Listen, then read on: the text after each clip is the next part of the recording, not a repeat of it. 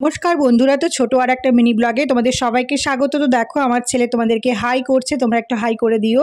তারপর দেখো সকালবেলা উঠে ওকে পড়তে বসিয়ে দিয়েছি, কারণ আজকের হোমওয়ার্ক কিছুটা বাকি ছিল, ওই জন্য হোমওয়ার্কটা করিয়ে নিলাম। তারপর দেখো সকালে টিফিন হালকা করে নিলাম, কারণ বেশি কিছু করিনি আজকে। তো তারপর দেখো রান্নাঘরে চলে গেছি রান্না করতে। তো আজকে রান্না করেছিলাম পটল আলু মাছ, কাতলা মাছ, তারপরে করেছিলাম কুমড়ো আলু চিংড়ি, তারপরে করেছিলাম একটু পটল আলুর সবজিও করেছিলাম। তারপর দেখো মাছের ঝোল, আর আমার ছেলের জন্য আলাদা করে ঝোলও বানাতে হয়। তারপর দেখো খাবারটাকে পরিবেশন করে দিচ্ছি।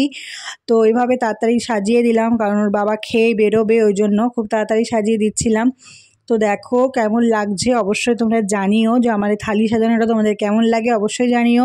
তো দেখো আজকে দুপুরের থালি এটাই, হালকা পাতলা থালি, ওই জন্য খেয়ে নিলাম ঝট করে, কারণ আজকে কাজ আছে। তো দেখো আজকে একটু এক্সট্রা কাজ করেছি, কারণ ছেলের স্কুল ছুটি শেষ হয়ে যাচ্ছে, তো সেই জন্য দেখো এইগুলো করে নিলাম। কারণ এই কাজগুলো তো করা হয় না যখন স্কুল চালু থাকে, তো সেই জন্য স্কুল ছুটির সময় করে নিচ্ছি। তো দেখো ভীষণ কষ্ট হয়েছিল। তো তারপর দেখো এইটুকুনি কাজ করতেই অনেক সময় লেগে গেছে। তো দেখো বিছানাটা করে নিয়েছি, গুছিয়ে নিয়েছি ঘরটাকে।